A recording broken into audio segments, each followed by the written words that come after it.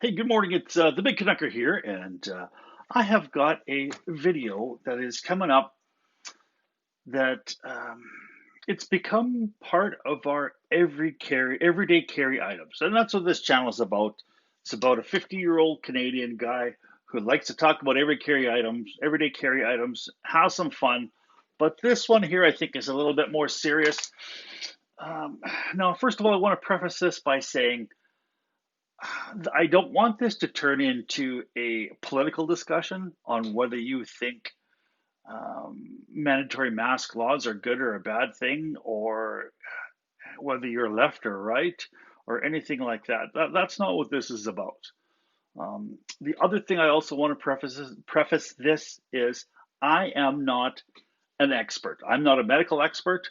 I'm not in any way affiliated with any sort of organization that advocates for or against masks. I'm not paid by anybody who has masks or anything like that. So I wanted to kind of get those two right out of the question, out of the right out in the air right off the bat. Now, I believe that masks do a positive thing, and it doesn't. I do believe that masks prevent the spread of the Corona 19 virus. And I think that us wearing masks, I think, is a good thing. And I'm going to say that right off the bat. But there's also so much information out there that's absolutely polarizing. So please take this with the spirit with which it's intended, and that is to provide some information, let you make up your own mind, as well as maybe have that discussion. And I hope that somebody can learn something in this video that prevents their family from experiencing the tragic death or loss of somebody from the COVID-19 virus, because it is deadly. I have my biggest fear is to find out that my 3-year-old granddaughter, even though I know that on kids, it affects the elderly and people with, compromised immunity systems. It affects them a whole lot more than it does, children and stuff like that. But there are cases of children who have died from this horrible, horrible disease. And my biggest fear is that I'm going to catch it and I'm going to pass it along to my granddaughter, and something's going to happen, or any of my grandchildren. Um, it keeps me awake at night. That's my biggest fear, and so therefore, what I've done is I've kind of scoured and gathered some information. And please take this with what it's intended, and that is to help somebody make up their mind, or help somebody. I'm not saying make up their mind as to whether the effectiveness of it is, just to make up their mind what they should get. There's a lot of you go to the store, there's different types of masks and stuff like that, and you never know what to do. Well, I just want to provide some information and help you along the way in this time. Okay, first thing I want to talk about is um, a lot of people are using. So these are a disposable mask. They're not a surgical grade mask. And ultimately, what is being recommended by the government of Canada and a lot of the scientists out there is at least 2 layers of cloth. Now, masks right now are not really, and especially with these mandatory mask laws, they're not designed out there for you to be able to breathe and not draw the virus in, because um, uh, we don't all have those surgical grade masks that will trap the virus, because the virus is very, very, very small. Mostly what is the mask's purpose out there is to prevent the transmission of the COVID-19 from positive people or asymptomatic people who have virus to people who are not infected. And the way that most people are being infected by this is from microscopic droplets that are coming out of our mouth when we breathe, when we sneeze, when we cough, even when we speak. And that's where these masks are incredibly effective doing that. So what happens is, so when you talk and you speak, and the droplets exit your mouth, it's being trapped by your own mask inside your mask and not being spread out there. That's how mostly these masks are preventing the spread of the COVID-19 virus.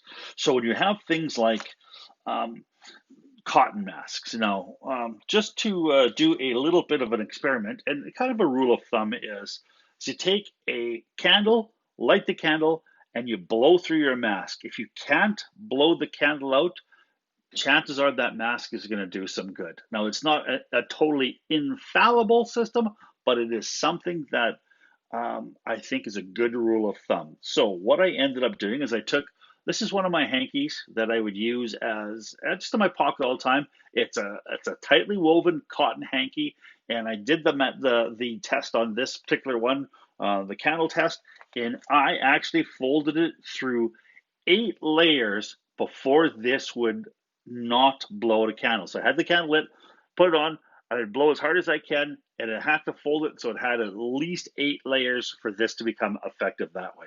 So cotton hankies over your face, you know what? I think it just gives a very, very false sense of security out there. Now, the other thing here that I tried is disposable. So I got this at Costco. And I'm not saying that these are not surgical grade. These are disposable masks that cost about 40 cents.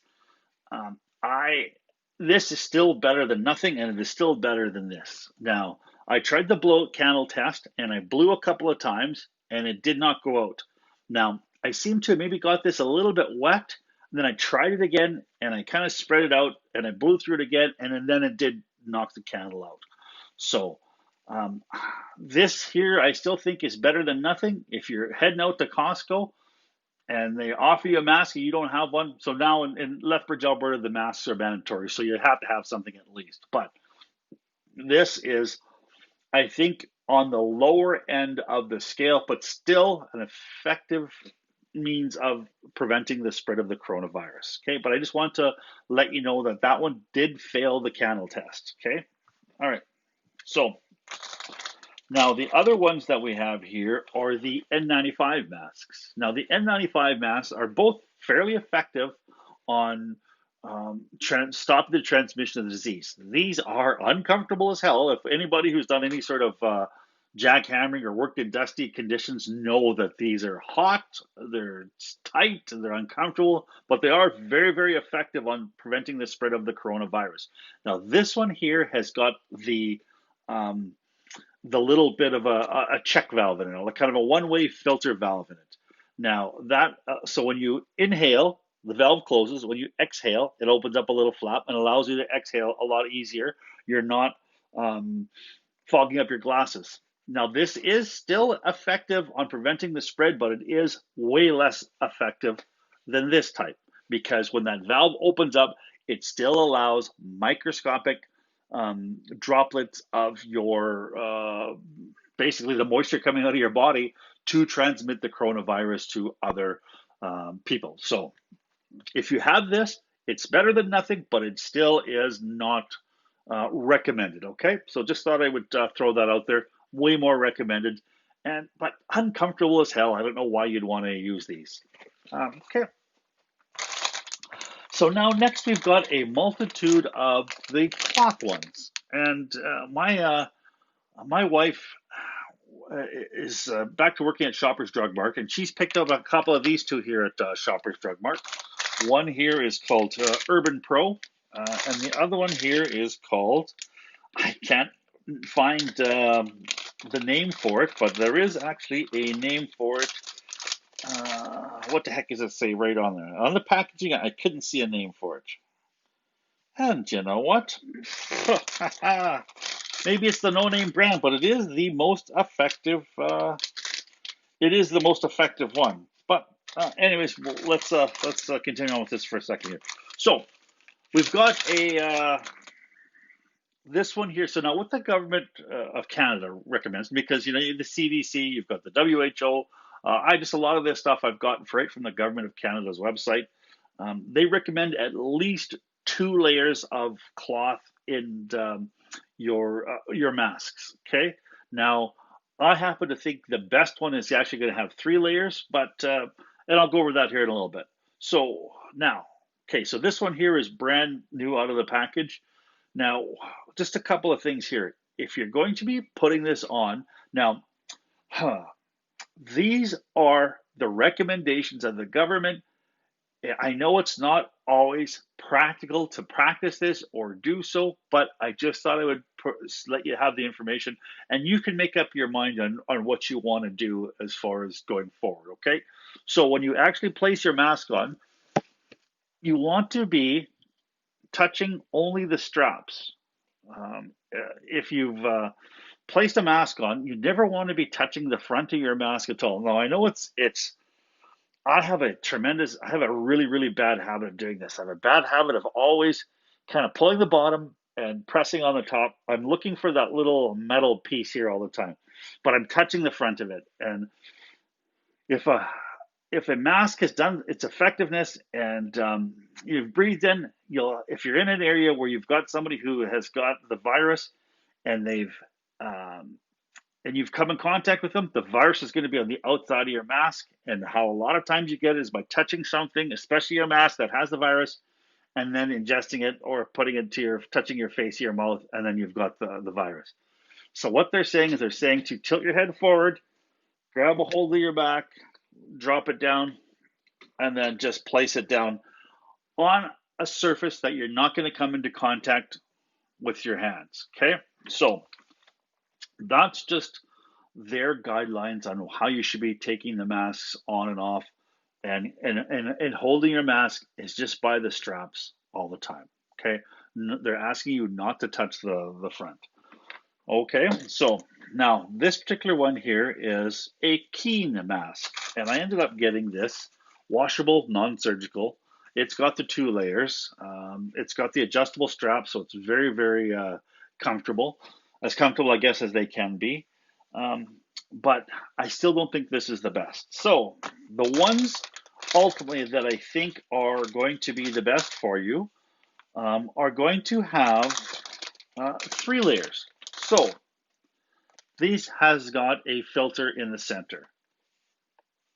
It's got a pocket on the inside that allows you to place the filter inside. So now ultimately, the best masks are going to be ones that have got preferably a waterproof exterior or is water resistant. I mean, if you drip some water on there and it beads off, that is going to be the most effective.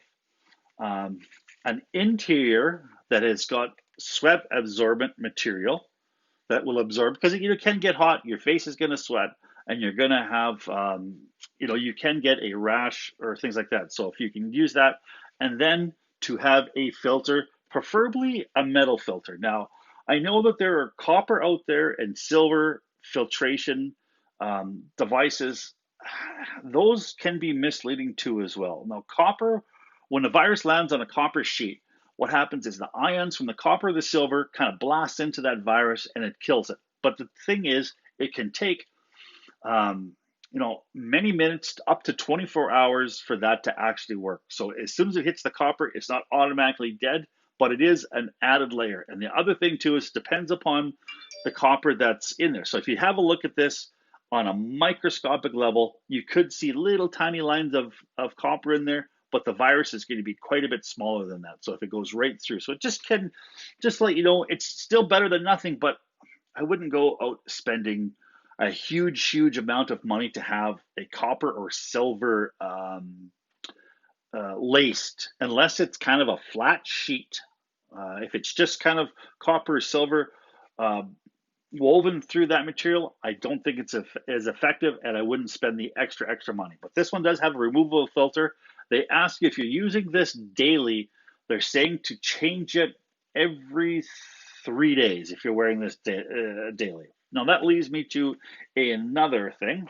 So ultimately, the best I can say is, according to the government's website, the best thing you can do is wash your mask after every use. So if you put a mask on, you head out to the bank, you come back, wash your mask. That's what they're saying is the best thing. But ultimately, I mean, we're not always gonna. Those are, I guess, the 100 best practices. I think a good rule of thumb is though is if you are wearing your mask every single day, if you can, at the end of work, take your mask, put it in the sink, wash it with some dish soap, let it dry, grab and have a 2 mask system. Soap, let it dry overnight, grab your new mask, go to work with it, and then rotate your mask if you can afford it and you can do that. Now, the one thing too is they're saying is after 3 days, if your mask is just by itself in an area, sitting on a shelf, within 3 days, the virus should be dead on it. So if you can't wash your mask like that, give it at least 3 days. Now, the other thing they're saying too, as well, is people out there are trying to steam their masks. Now, it's not necessarily the water that is going to kill or the heat that's going to kill your virus. They say that when you're washing it, it's your soap that actually, whether it's your dish soap or your laundry soap, that's the soap that is breaking down and killing the virus. So you may not, by steaming your mask, you may not get it to the proper temperature and you may not get the entire thing steamed. So you may have only the outside is steamed where the inside still is contaminated. So if you can rely on washing your mask, that is, I think, the best practice too as well. So, all right. So that is hopefully some information, some good rule of thumb that when you decide that you want to go and buy a mask or you want to set it, you want to go and take care of those. Now these here were actually got at Shoppers Drug Mart is where I picked up these ones here, which is the Urban Pro. And I apologize here, folks. I cannot find a name on this, and I feel like such a fool. So this one here, oh goodness. Let's try this. And we're back at her. Sorry about that. Yeah, so